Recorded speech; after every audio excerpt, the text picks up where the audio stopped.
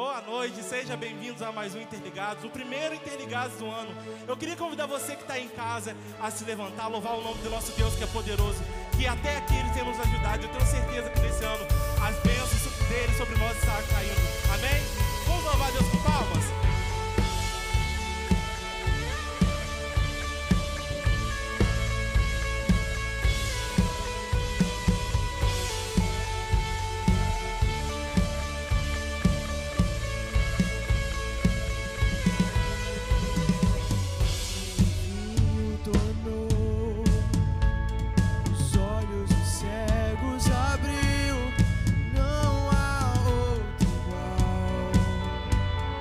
Igual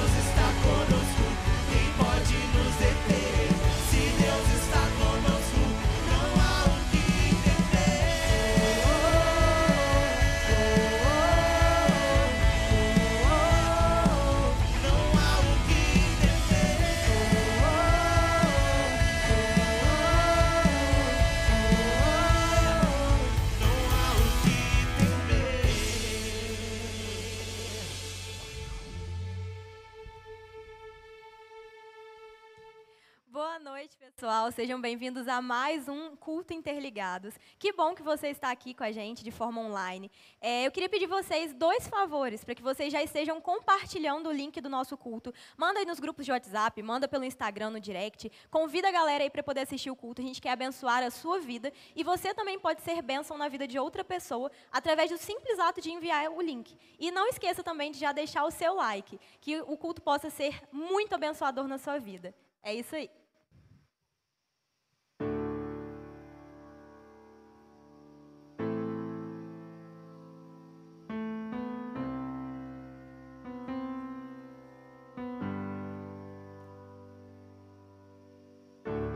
Tira o cordeiro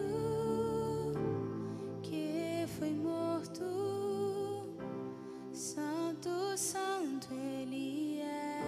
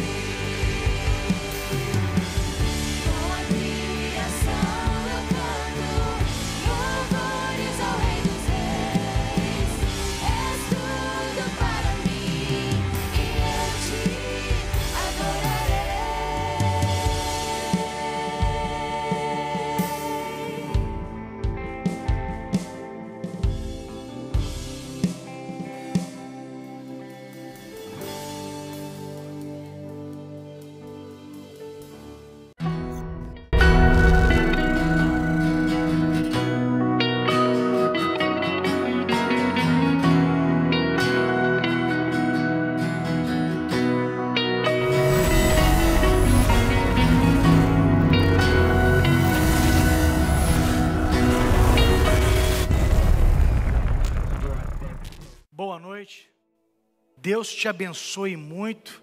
Muito bacana esse encontro nosso aqui nesse sábado à noite. Início do ano, o ano começando, uma perspectiva de ser um ano muito melhor do que foi o ano de 2020. Que Deus abençoe as nossas vidas. E bom demais estarmos juntos aqui para juntos compartilharmos a palavra de Deus. Amém. Nós estamos na série de mensagens, né? Revistam-se do amor, que é o elo perfeito. Série de mensagem baseada na carta aos Colossenses. E nós estamos aí já caminhando. Em dezembro nós tivemos a nossa primeira mensagem, né, que é o poder através da oração. Hoje juntos aqui nós vamos falar sobre a grande batalha. Exatamente. No segundo capítulo da carta de Paulo aos Colossenses, Paulo ele apresenta o seu ministério. Ele nos dá a medida, o tamanho da sua responsabilidade como um apóstolo de Cristo. Colossos e Laodiceia eram cidades muito próximas. E Paulo tinha o total entendimento dos enganos que seduziam essas igrejas a desviar do verdadeiro evangelho de Cristo Jesus. Então, diante deste quadro, Paulo ele trava uma verdadeira batalha em favor destas igrejas. Então eu quero convidar você, se você tem uma Bíblia em casa, abrir a sua Bíblia no Novo Testamento, na carta aos Colossenses, no segundo capítulo, né, do primeiro versículo ao versículo 4, são somente 4 versículos que eu vou trabalhar nessa mensagem. Mas se você não tem uma Bíblia, tem o seu aplicativo do celular, faça isso, leia a palavra de Deus.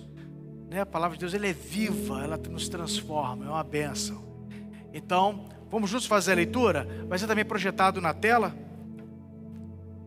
E Paulo escreve assim aos Colossenses: quero que vocês saibam, quando estou lutando por vocês, pelos que estão em Laodiceia e por todos que ainda me conhecem pessoalmente, esforço-me para que eles sejam fortalecidos em seus corações, estejam unidos em amor e alcancem toda a riqueza do pleno entendimento, a fim de conhecerem plenamente o mistério de Deus, a saber, Cristo. Nele estão escondidos todos os tesouros da sabedoria e do conhecimento.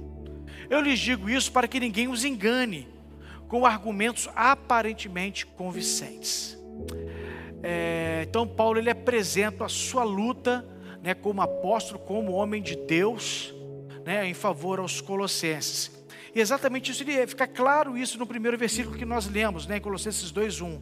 Quero que vocês saibam quanto estou lutando por vocês, pelos que estão em Laodiceia e por todos que ainda não me conhecem pessoalmente.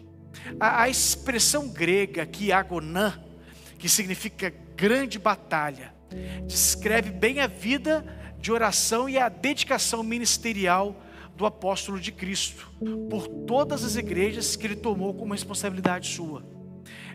E na verdade, meus irmãos, todos nós deveríamos estar nessa batalha, intercedendo pelas igrejas de Cristo, em todos os lugares. Nós devemos entender uma vez por todas que todo cristão ele é responsável por alguém. Você já pensou nisso? Que todo cristão ele deve ser responsável por alguém?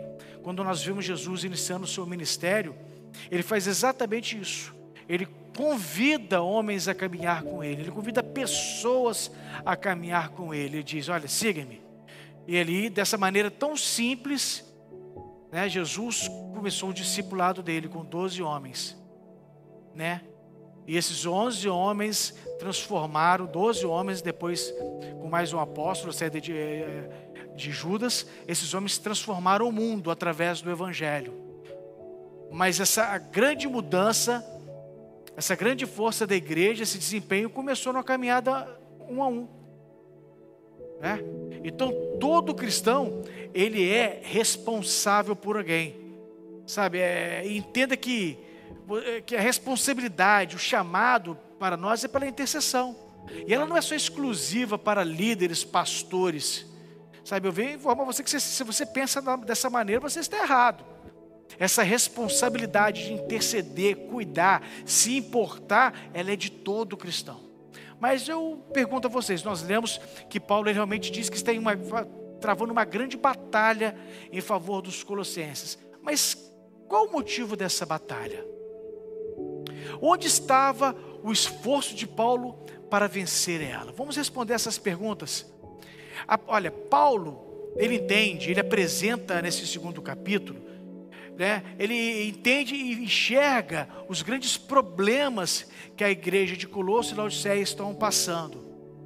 Então, ele apresenta para essas igrejas estratégias. Na verdade, são 3 estratégias que ele apresenta para uma finalidade. E a primeira estratégia que ele apresenta nessa carta, no segundo capítulo dela, é fortalecer os corações. Olha o que diz no segundo versículo que nós já lemos, vamos ler novamente.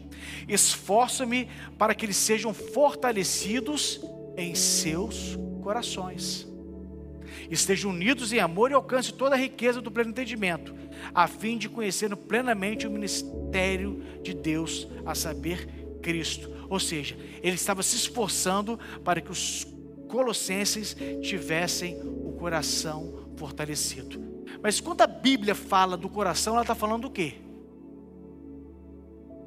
Desse órgão que pulsa sangue? Não, a Bíblia fala da mente. Sabe, meus irmãos, não importa quantos séculos vão passar, as grandes batalhas e perdas do homem acontecem na mente. E o grande problema do tempo de Paulo é o mesmo problema do homem de hoje. Ou seja, o mesmo problema do homem do tempo de Paulo é o mesmo problema do homem do tempo de hoje. E tudo que o inimigo quer é que o nosso coração, ou seja, a nossa mente, ela seja enfraquecida. Tudo que o inimigo quer é que a mente do homem de Deus, ela seja enfraquecida. Eu vou até dizer uma verdade para vocês. Uma pessoa, ela pode até ter uma deficiência física. Ela pode não ter um braço e ela trabalhar. Ela não pode ter uma perna. Eu já vi vídeos na internet mostrando isso.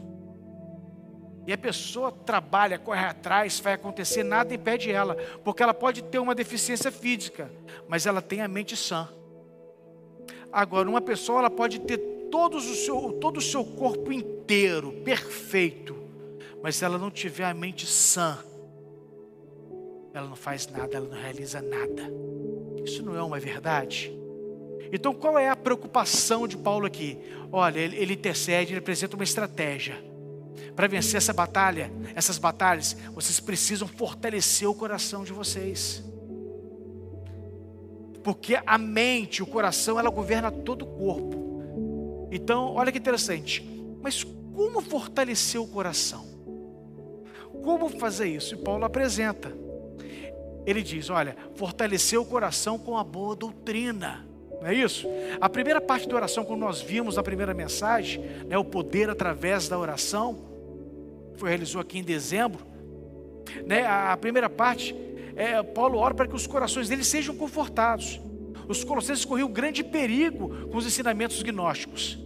Portanto, ser confortado aqui significa confirmado, fortalecido. Esse era o pedido de Paulo. Olha, eu quero que os corações de vocês sejam confortados, né? Confirmando tudo aquilo que vocês já aprenderam, que eles sejam fortalecidos. E a segunda parte da oração de Paulo é que para que ninguém os engane. Essa era a segunda preocupação de Paulo. Que em uma prisão estava tendo notícias que os seus irmãos colossenses de Laodiceia estavam sendo influenciados por homens que desviaram da verdade acerca de Cristo. E a verdade é que hoje isso acontece muito. Nós vivemos um tempo hoje de influenciadores da internet. Não é isso? Não é quer dizer que uma pessoa ela tem o nome de pastor, que ela é seu pastor. São influenciadores. E eles não têm a preocupação, eles não têm um amor, porque eles não têm rebanho, eles são influenciadores, eles não são pastores. Eles apresentam a sua teologia, as suas ideias. E muitas das vezes, sem um pingo de responsabilidade. Com a consequência daquela informação. Porque isso é muito sério. Quando o homem se propõe a pregar a palavra de Deus, a ensinar a palavra de Deus, ele nunca pode se desviar da verdadeira doutrina de Cristo. Porque ele vai conduzir homens a erros. E essa era a preocupação de Paulo na prisão. Sabe, meus, nós vivemos um tempo estranho, a verdade é essa. E eu, como pastor jovem, eu tenho visto muitos jovens sendo alimentados, doutrinados, sabe, por gente na internet que não tem compromisso nenhum com a igreja de Cristo. Eles querem curtidas, ibope, audiência. E muitos desses têm levado os jovens a viver, por causa dos maus ensinamentos, a viver uma vida que não é digna diante do Senhor. Sabe, na verdade, o que eu tenho mais visto hoje, às vezes eu acompanho algum trabalho de outras igrejas, né, de homens que pregam na internet aí, eu tenho visto muitos animadores de plateia. E muitos pregadores de hoje, eles estão mais preocupados em serem influenciadores do que expositores da palavra de Deus. Isso é muito sério, porque na verdade, meus irmãos, eu não tenho nada de bom para oferecer para vocês, e muito menos eles. Tudo que nós precisamos tem que estar embaçado, firmado na boa doutrina, nas santas escrituras, nas escrituras sagradas, a palavra de Deus. Sabe? E o que eu tenho visto são homens que dizem o que pensam sem responsabilidade, e são muitas vezes coisas que não estão pautadas nas verdades bíblicas. Essa era a preocupação de Paulo naquela época, e essa é a minha preocupação hoje. Sabe, esse relativismo, que pregam muito somente as bênçãos, mas não pregam arrependimento, não chamam o pecador para viver uma vida digna diante do Senhor, uma vida com o Senhor. Então Paulo tinha essa preocupação. Então nesse momento Paulo, ele busca primeiro, né, trazer uma boa doutrina para fortalecer o coração deles. Não é isso? E outro ponto que Paulo, outra estratégia que ele usa também, é que o coração deles sejam fortalecidos com as promessas, né? Que essas promessas possam vir a gerar um coração animado nos Colossenses. Agora, o que desanima você na igreja? Já que nós estamos falando de um coração, fortalecer o nosso coração para ter um coração animado, o que desanima você na sua igreja? Hein? O quanto você tem se esforçado em orar para que o que desanima você, o que tem travado você, acabe? É uma boa pergunta. Ou esse desânimo já é uma prova de que você está acabado? Isso tem acontecido com você? Seu coração está desanimado? Você perdeu a vontade de frequentar a sua igreja? Parece que a pandemia foi a gota d'água para muitos. Muitas pessoas já estavam assim, com a vida cristã carregando, né? Levando uma vida cristã medíocre. Aí veio a pandemia, foi o golpe final. É assim que você se encontra hoje, meu irmão? Porque a intenção de Paulo era exatamente isso: fortalecer os corações com as promessas de Deus. Deus tem promessas. Tem pessoas hoje que estão abatidas, desviadas de Deus, sem ter comunhão com a igreja, porque tiveram uma decepção, se decepcionaram com o homem. Mas eu pergunto para vocês, quando foi que Deus mudou? Quando foi que Deus deixou de ser fiel? Quando foi que Deus deixou de guardar a sua vida? Quando foi que Deus deixou de cuidar de você, para que você esteja desanimado hoje?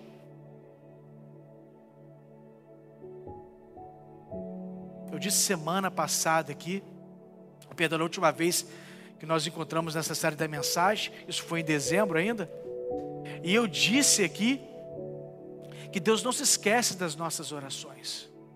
Existem pessoas, porque não tiveram uma resposta à oração imediata, estão desanimadas com Deus. Sabe, mas Paulo diz aqui, olha, você pegue as promessas, lembre-se que Deus é fiel, Ele não se esquece de nós, e grandes promessas Deus tem para nós. Sabe, já viu aquele lutador que está no ringue, lutando, ele vai apanhando, e o treinador, vendo ele apanhar muito, vai e joga a toalha? Na vida cristã isso não pode acontecer nunca, meu irmão. nós nunca podemos jogar a toalha. Você nunca pode desistir da sua vida com Deus, do propósito que Deus tem para a sua vida. Porque isso é o que vai valer para a eternidade. Um dia nós estaremos diante do tribunal de Cristo. E diante dele, tudo aquilo que nós falamos, e principalmente as nossas omissões, estarão diante de Cristo. Então se apegue às promessas do Senhor, não desanime. Levante-se, tenha o seu coração fortalecido. Não permita que alguém desanime você da sua caminhada com Deus. O que você está fazendo fora do ringue, meu irmão? Deus tem te chamado para uma grande batalha. Essa batalha que Paulo está travou pelos Colossenses, nós também devemos travar pela nossa igreja, pela nossa célula, pelos nossos irmãos. Por que você está desanimado? Será que o seu motivo é realmente relevante? Então se anime, volte para a batalha, que Deus tem estratégia para nós, amém?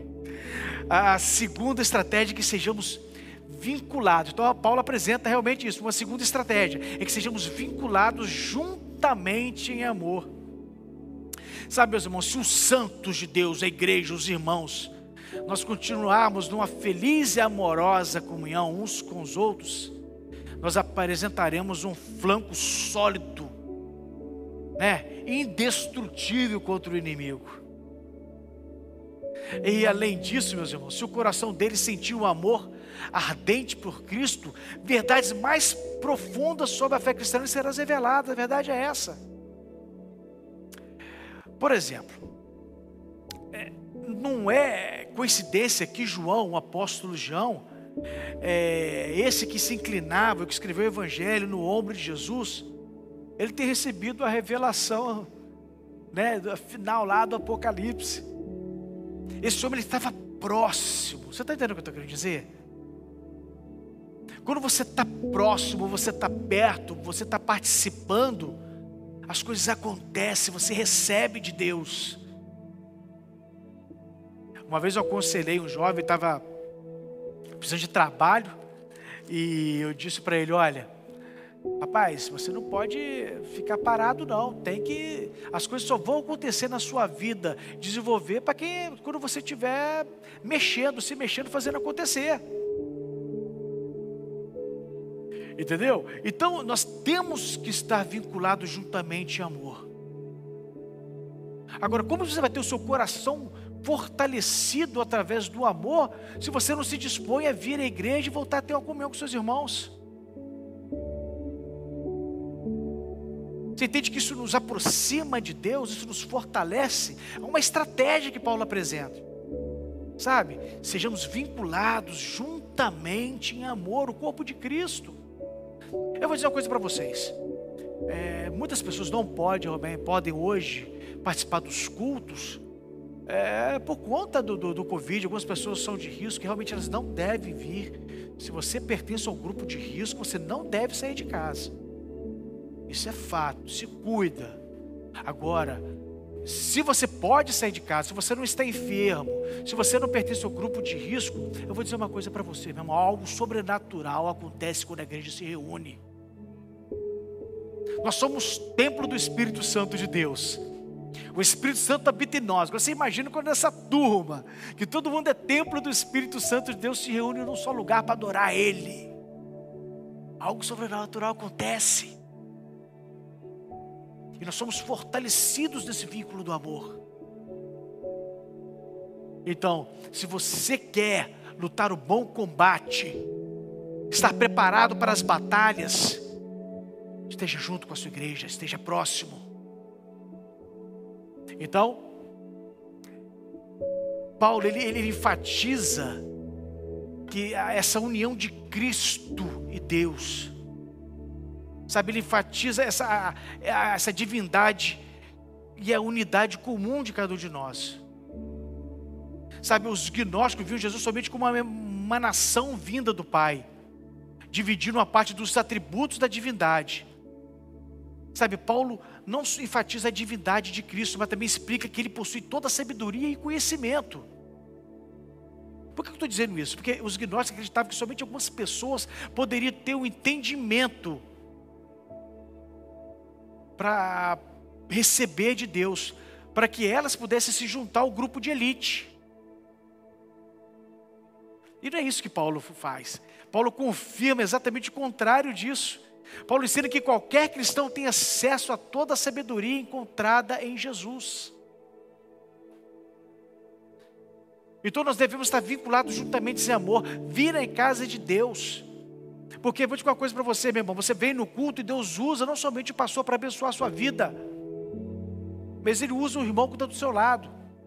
Quantas vezes eu estava na igreja antes de ser pastor, eu vinha à igreja, eu passava por um irmão, vi que o irmão não estava bem, o semblante dele me chamava atenção. Eu procurava o irmão, falava, olha, quero abençoar a tua vida, o que está acontecendo? E o irmão estava com um problema gigante. Mas naquele momento nós oramos, ele desabafou, conversou, procuramos a solução e eu abençoei a vida do irmão. Sabe por causa de quê? Porque nós estamos vinculados, juntos em amor, próximos. Nós não jogamos a toalha, entendemos que aqui é o nosso lugar. Sabe, nós temos que tomar muito cuidado com o que as pessoas dizem aí. Hoje existe uma onda de desigrejado, dizendo que não é importante a gente se reunir. Esses homens não sabem de nada. Não sabem porque nunca experimentaram da comunhão, da alegria de estar a igreja reunindo, adorando ao Senhor. Nunca perceberam o Shekinah, a glória de Deus que desce sobre a igreja dele quando ela adora, quando ele reúne, estão todos juntos. Aí um homem desse que nunca experimentou disso, fica falando essas bobagens na internet. Sabe, em Colossenses 2,4, Paulo diz, olha, eu lhes digo isso para que ninguém os engane, com argumentos aparentemente convincentes. Esses caras são muito convincentes. Eles pegam versículos isolados e levantam uma doutrina, defendem uma tese. Então tome cuidado. Não deixe que palavras persuasivas, enganosas dos falsos mestres desviem você da verdadeira sabedoria. Não permita. Não desista da boa doutrina que Deus tem para nós. E Deus nos quer reunidos, juntos, vinculados em amor.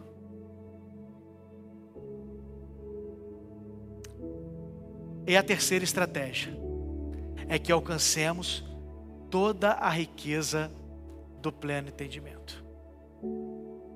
Meus irmãos, é fato que quanto mais profundo for o entendimento da fé cristã, mais nós seremos convencidos da sua veracidade. Isso é fato.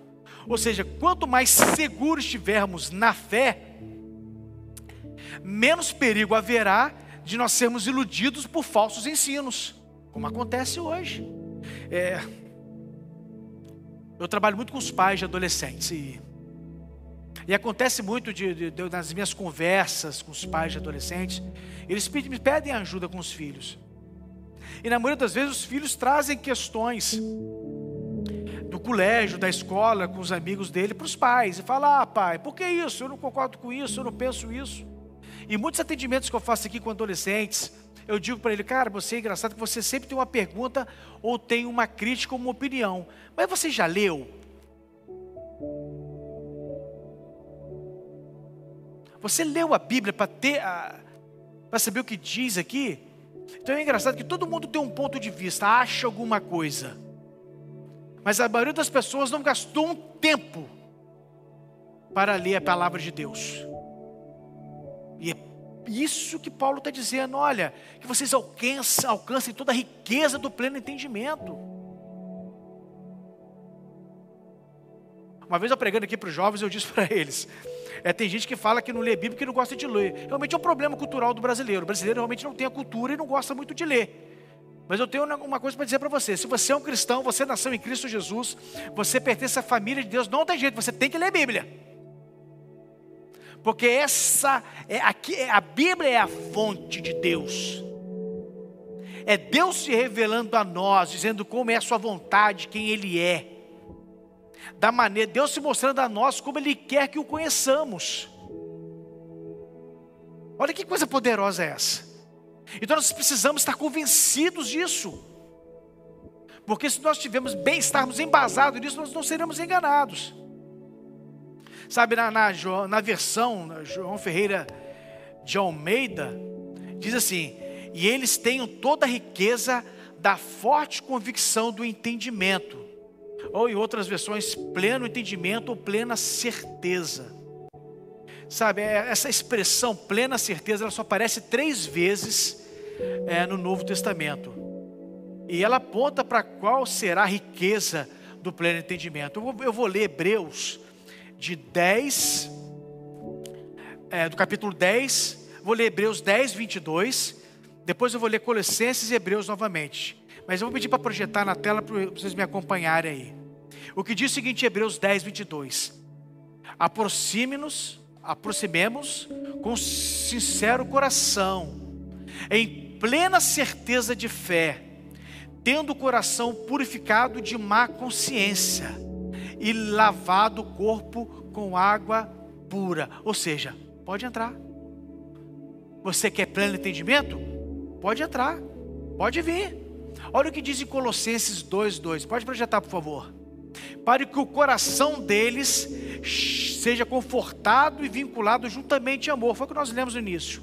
E eles tenham toda a riqueza da forte convicção do entendimento, para compreenderem plenamente o mistério de Deus, Cristo. Ou seja, nós podemos compreender, nós podemos alcançar. Deus já se revelou a nós. Eu costumo dizer, eu conto uma história quando eu era jovem, adolescente, e eu às vezes orava a Deus, né, dentro da minha imaturidade, dentro da minha inocência. Essas orações honestas Deus atende, né? Como que Deus é maravilhoso. Eu pedia para Deus, eu queria ter uma experiência sobrenatural com o Senhor. Eu queria experimentar algo poderoso, eu queria ter visões, como muitos homens da Bíblia viram. Eu falava isso com Deus, né? Eu queria ver com Isaías no alto e sublime monte, viu Deus sentado, uma visão poderosa, com serafins na frente dele, voando, algo tremendo. Eu falei assim, Deus, eu queria ter uma visão dessa, como Ezequiel, como Moisés, que teve que olhar para a rocha para Deus passar atrás dele. Aí Deus falou no meu coração assim, olha, Ezequiel, Isaías, todos esses homens, eles viram uma porção muito pequena da minha glória. Eles viram uma porção minúscula da minha face. Aí Deus me falou assim, Gustavo, você quer me ver, você quer saber como eu sou? Olha para Jesus. Porque Jesus é a expressão exata de Deus, do Pai. Então nós podemos ter essa riqueza do pleno entendimento.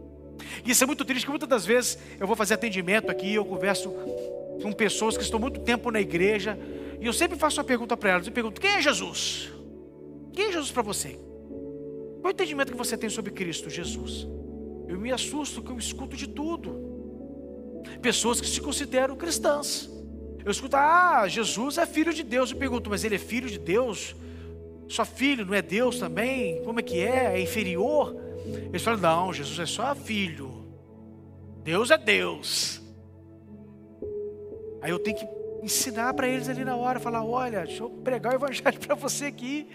Na verdade, quando nós falamos de João 3,16, porque Deus amou o mundo de tal maneira que deu o seu Filho unigênito, ou seja, Deus tem um único Filho da mesma essência. É a família de Deus, o Pai, o Filho e o Espírito Santo. Nós sim somos filhos adotivos. Então Jesus, ele é Deus, que é 100% homem e 100% Deus. Hoje na glória, ao lado do Pai, está sentado o Filho, um homem de carne e osso. Você acredita nisso pela fé? Olha, você está alcançando a riqueza do entendimento de Cristo? Isso está na palavra de Deus, e que nós podemos compreender, nós podemos alcançar. Olha o que diz em Hebreus 6:11. Desejamos, porém, continue cada um de vós mostrando até ao fim a mesma diligência para a plena certeza da esperança. Ou seja, nós podemos continuar confiantes em relação ao nosso futuro. Sabe, o conhecimento nos leva a isso. Saber que nós podemos alcançar. nós podemos adquirir esse conhecimento e ter plena certeza do nosso futuro, porque tem promessas de Deus. Deus tem nos abençoado, e hoje Deus tem nos dado estratégias para nós lutarmos as nossas batalhas, as lutas dele. E com qual objetivo? Qual o objetivo de Paulo nos apresentar essas estratégias para nós lutarmos essas batalhas? O objetivo é a fim de conhecer plenamente o mistério de Deus. A fim de conhecerem plenamente o mistério de Deus. Sabe, o esforço, a batalha de Paulo em orar para que os corações sejam consolados e fortalecidos, permaneçam unidos em amor e alcancem o pleno entendimento e conheçam o mistério de Deus. Isso é o que importa. Sabe, Paulo quer que nós sejamos consolados, fortalecidos, sejamos unidos em amor, que nós alcançamos o pleno entendimento para conhecermos o mistério de Deus. E é isso que importa, conhecer o mistério de Deus. Esse é o clímax da oração de Paulo. Agora você sabe o que ele está querendo dizer com isso? Pensa aí. Você sabe o que Paulo está querendo dizer com isso? Conhecer o mistério de Deus. Sabe, Paulo está se referindo à verdade da igreja. E qual é a verdade da igreja? O cabeça, Cristo. Sabe, o cabeça de todos os crentes, membros do corpo. Sabe, o aspecto especial do mistério que ele tem em mente, que Paulo quer que nós conheçamos esse mistério de Deus, é a autoridade que Cristo tem como a cabeça do corpo. Esse é o mistério de Deus. Cristo é a cabeça, a autoridade sobre as nossas vidas.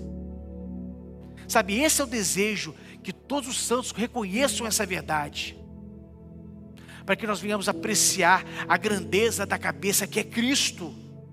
Porque se nós não fizermos isso, nós seremos facilmente desviados pelos gnósticos, nem por essas heresias que aparecem hoje, que nascem e surgem a todo instante. É isso que Paulo quer, que nós saibamos plenamente o mistério de Deus, que é Cristo, cabeça, que governa as nossas vidas e que tem o controle de todas as coisas. Amém? Eu finalizo com o versículo 3 de Colossenses 2, 3, que diz que, pode projetar por favor? Nele estão escondidos todos os tesouros da sabedoria e do conhecimento. Naquele tempo os gnósticos se gabavam de possuir um conhecimento que ultrapassava as escrituras. Tem gente dizendo isso hoje. Que tem um conhecimento que ultrapassa as escrituras. Sabe, as páginas divinas da revelação de Deus. Tem gente dizendo isso hoje. Mas Paulo está dizendo que todos os tesouros de sabedoria e conhecimento estão escondidos em Cristo, a cabeça. Então, entenda o seguinte, meu irmão, não há necessidade do cristão ele ir além das escrituras. Não há necessidade do cristão ir além das escrituras. A palavra de Deus, ela é suficiente, ela é plena, ela é completa. Agora, porém, se está escondido, é porque é preciso conhecer Cristo intimamente para se chegar a Ele. Mas que tesouros são esses que nós encontramos em Cristo? Fala mistério de Deus, mas ele fala de tesouros. E que tesouros são esses? O primeiro é a sabedoria, não é isso? A sabedoria, nós vamos em Provérbios 4, 7, na primeira parte do versículo, que diz: a sabedoria é a coisa principal. E como que nós adquirimos sabedoria, meus irmãos? Como nós adquirimos sabedoria? Aprendendo a contar os nossos dias. Olha o que diz em Salmo 90, no versículo 12. Ensina-nos a contar os nossos dias, para que o nosso coração, ele alcance sabedoria. Sabe, meus irmãos, é na vida que nós enxergamos a nossa finitude. E quando nós enxergamos a nossa finitude aqui nesse corpo, nesse tempo, nós começamos a nos tornar sábios. Porque tem gente que parece que acredita que ele é eterno. Né? Tem jovem, por exemplo, que ele acredita que ele vai ser jovem pro resto da vida. Então ele toca a vida dele como se fosse uma festa, não é isso? Se você soubesse hoje que você só teria 1 ano de vida. Sim, se você soubesse hoje que você só tem 1 ano de vida, você ficaria sofrendo por causa do rebaixamento do seu time? Hein? Mas como não sabemos contar os nossos dias, nós não alcançamos a sabedoria de Deus. E porque não alcançamos a sabedoria de Deus, nós não perdoamos, nós lutamos em guerra que não deveríamos lutar. Olha, entenda uma coisa, existem batalhas que elas não devem ser travadas, mas existem batalhas que devem ser travadas sim. Existem batalhas que devem ser travadas. Existe um bom combate, não é isso?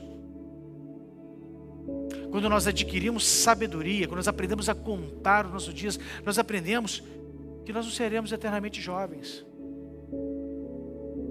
Nós alcançamos sabedoria e entendemos que nós podemos fazer melhor com a nossa vida. Sabe, quando nós realmente recebemos esse tesouro, entendemos que existe um único e excelente propósito para o qual nós fomos chamados para viver.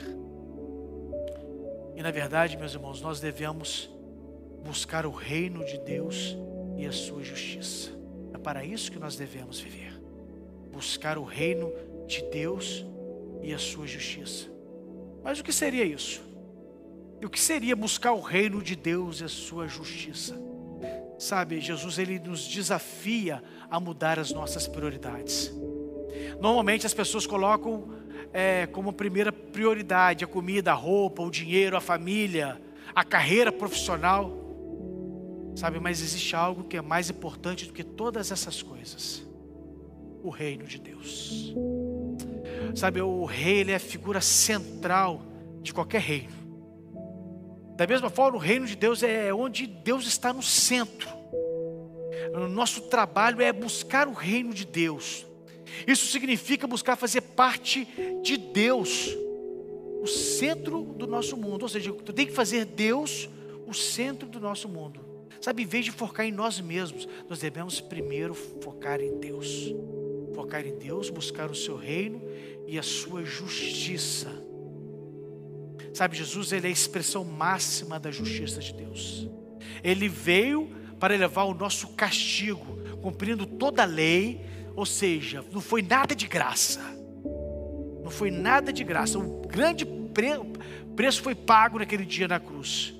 Sabe, Jesus estabeleceu agora uma nova justiça, e ele é baseada na fé. Sabe, a justiça de Deus é a salvação pela fé em Jesus. E nós devemos buscar essa justiça. Nós devemos buscar essa justiça crendo em Jesus e contando a justiça de Deus, que nos revela o quanto Deus é bom e como Ele pode nos salvar, como Ele pode nos transformar. Sabe, buscar a justiça de Deus implica em aceitar o bem e rejeitar o mal, rejeitar o pecado. Isso é buscar a justiça de Deus. Sabe, nós precisamos viver para agradar a Deus, abandonando a justiça do pecado e promovendo o que é certo. Por isso, existem tesouros que Deus tem para nós. A sabedoria, mas também tem o conhecimento. Olha que Jesus diz em João 8:32. E conhecerão a verdade, e a verdade vos libertará. Sabe, é através do conhecimento que nós nos libertamos de tudo aquilo que nos escraviza. Sabe, tem um versículo na Bíblia que diz exatamente isso. E ele diz: conheceis a verdade, e a verdade vos libertará. Tem um comentário de Gretchen Stipp que diz o seguinte: conhecimento é o poder mais precioso de um ser humano. Sabe, a Bíblia diz exatamente sobre isso. Conheceis a verdade e a verdade vos libertará. O meu povo é destruído por falta de conhecimento. Sabe, sem conhecimento você não chega à verdade, sem verdade você não se liberta. Precisamos conhecer a Deus, precisamos conhecer Jesus e a sua palavra. Sabe, e a diferença entre a sabedoria e o conhecimento se implica da seguinte maneira: conhecimento é compreender a Cristo, né? Conhecimento é compreender a verdade que é Cristo. E sabedoria é a capacidade de pôr em prática tudo o que foi aprendido. Sabe, o apóstolo Paulo, ele pôde terminar a sua vida dizendo o que está escrito em 2 Timóteo, quando ele escreve a Timóteo, no capítulo 4, versículos 6 e 7. Eu já estou sendo derramado como uma oferta de bebida. Está próximo o tempo da minha partida. Combati o bom combate, terminei a corrida e guardei a fé. A verdade, meus irmãos, que nessa vida, muitos homens e mulheres estão caindo em combate. Muitos homens e mulheres estão desistindo de lutar, estão jogando uma toalha. E por não lutarem, mas por desistirem. E por causa deles terem o coração enfraquecido e não estarem vinculados juntamente com a sua família espiritual.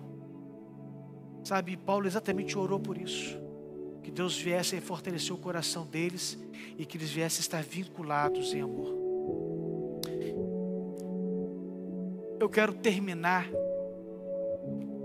essa palavra hoje da mesma forma que Paulo começou esse capítulo de Colossenses, orando. Paulo orou para a igreja de Colossos. Eu quero orar por você. Sabe, orar para que Deus fortaleça o seu coração. Quem sabe você tem perdido tantas batalhas por conta do seu coração enfraquecido. Sabe, o seu coração que foi enfraquecido com tantas decepções, tantas mágoas. Quem sabe hoje você está aí derrotado, sem forças para lutar, porque você acredita que hoje nem mais um coração você tem. Eu quero orar pela sua vida. Sabe, eu quero orar para que Deus fortaleça o seu coração e que para que você alcance a riqueza do pleno conhecimento de Deus. Eu quero orar para que você saiba a cada dia quem é mais Cristo. E quero orar para que Ele seja o seu Senhor. Que muitas pessoas querem Jesus como seu Salvador, não é? Aquele que não vai deixar as pessoas irem para o inferno. As pessoas, eu quero Jesus como Ele é meu Salvador, porque eu não quero ir para o inferno. Mas você quer Jesus como Senhor da sua vida? Mas se você quer ter pleno conhecimento de Deus, você quer ter o seu coração fortalecido, você precisa abrir seu coração para Jesus. Você precisa entregar a sua vida para Jesus. E você pode fazer isso, você não está sozinho. Nós estamos aqui para ajudar a abençoar você. Na tela do vídeo vai aparecer o QR Code do telefone do pastor de plantão. Também tem o número do celular. Se você quiser ligar para nós vamos conversar com você. Tem sempre um pastor de plantão aqui. Ou se você quiser mandar uma mensagem por WhatsApp, nós vamos orar por você. Se você quer aproveitar essa oportunidade e entregar a sua vida a Jesus, confessar Ele como seu único Senhor e Salvador, essa é uma oportunidade que Deus está dando a você. Então faça isso. Entregue a sua vida a Jesus, entre em contato conosco. Nós vamos orar por você e abençoar você. Vamos orar? Deus, eu te peço, ó Pai, que cada pessoa que ouviu essa mensagem tenha os seus olhos espirituais abertos para enxergar a grande batalha que nós temos travado todo dia, ó Pai. Existe um mundo espiritual e nele está tendo uma grande batalha, ó Deus. Ó Deus, eu te peço que essa pessoa que está ouvindo essa mensagem tenha esse entendimento e compreenda que todo homem precisa desesperadamente de Jesus. E que essa pessoa que está ouvindo essa mensagem tome a decisão de entregar a sua vida a Jesus. Basta crer e confessar com a tua boca que Jesus Cristo é o Senhor e você será salvo. Ó Deus, nós te agradecemos pela oportunidade, a oportunidade que o Senhor está nos dando de podermos passar a eternidade ao seu lado, ó Pai, de não ir para o inferno, para não continuar na contramão, nos afastando do Senhor cada dia. E eu te peço, Pai, para pessoas que estão hoje lutando uma grande batalha, ó Deus, batalha dentro de casa, com filhos, com os pais, batalha contra a enfermidade, ó Pai. O Senhor nos dá estratégia, nós queremos tomar posse dessas estratégias, ó Pai. Por isso eu te peço, meu Deus, fortaleça os nossos corações, e que nós venhamos ter todo o pleno entendimento e conhecimento do Senhor. Ó Deus, nós te agradecemos, porque o Senhor quer se revelar a nós. Isso é maravilhoso, é uma grande oportunidade única. Te agradeço por esse tempo, entrego todas essas vidas em nome de Jesus. Amém. Boa noite, que Deus te abençoe. Na próxima semana nós temos um encontro marcado, para novamente trabalharmos essa série de mensagens, Revista-se do Amor de Deus, o elo perfeito. Então que Deus te abençoe muito e te espero na próxima semana.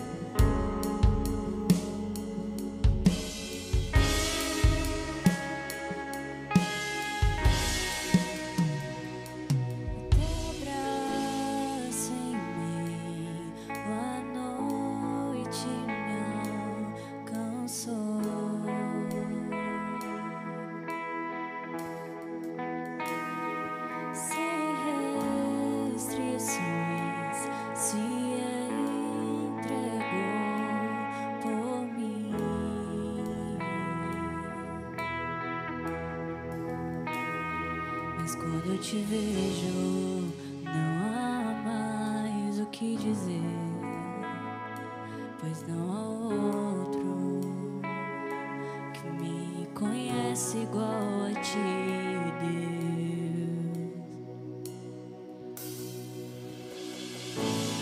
Volto os meus olhos pra tua presença.